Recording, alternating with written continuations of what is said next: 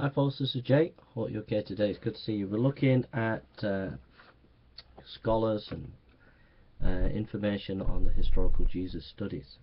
One of the great scholars from an evangelical perspective is Craig L. Blomberg.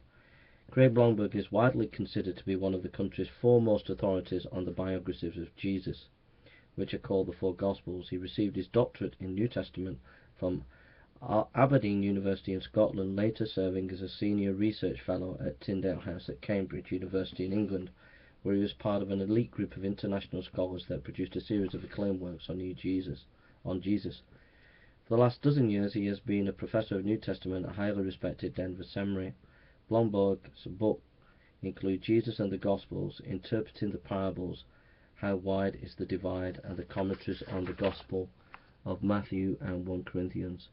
He has also helped edit volumes 6 of Gospel Perspectives. This information is from the Case of the Christ, Lee Strobel. So we'll just listen to a little bit of Craig Blomberg. Every book about Jesus, however new or touted or marketed it may be in the popular bookstore, necessarily reflects scholarship at all. And I've given 3 categories of works that may be well known or not so well known in various circles that fall under what I have labeled popular mythology. The first, still sounding very arrogant, I have labeled perspectives unrelated to any real historical evidence. One example of several that I can think of is a professor retired from the Department of Atmospheric Sciences just up the coast, a state from here at Oregon State University, who in his retirement became interested in ufology and became convinced that a German document that he read by a German ufologist was in fact the original Gospel of Matthew.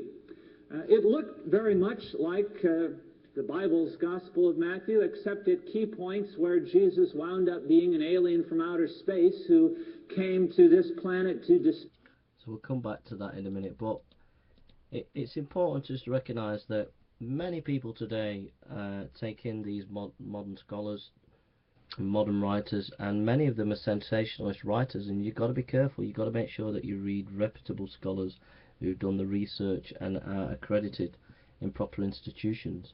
And there's too much popular writing at the moment that people take in and get conspiracy theories about the Gospels. Lee Strobel says, "Tell me this," I said, with an edge of challenge in my voice. "Is it really possible to be an intelligent, critically thinking person and still believe that the 4 Gospels were written by the people whose names are being attached to them?" Blomberg set his cup of coffee on the edge of his desk and looked intently at me. "The answer is yes," he said with conviction.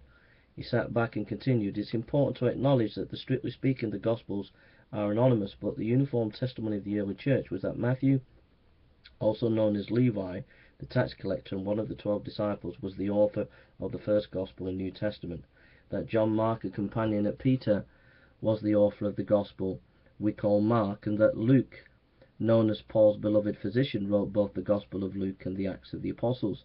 "How uniform was the belief that they were the authors?" I asked. "There are no known competitors for these 3 Gospels," he said. "Apparently it was just not in dispute. Even so, I wanted to test the issue further. Excuse my skepticism," I said, "but what would anyone have had a motivation to lie by claiming these people wrote these Gospels when they really didn't?" Blomberg shook his head. "Probably not. Remember, these were unlikely characters," he said, a grin breaking on his face. "Mark and Luke weren't even among the 12 disciples. Matthew was but a former hated tax collector. He would have been the most infamous character next to Judas Iscariot, who betrayed Jesus."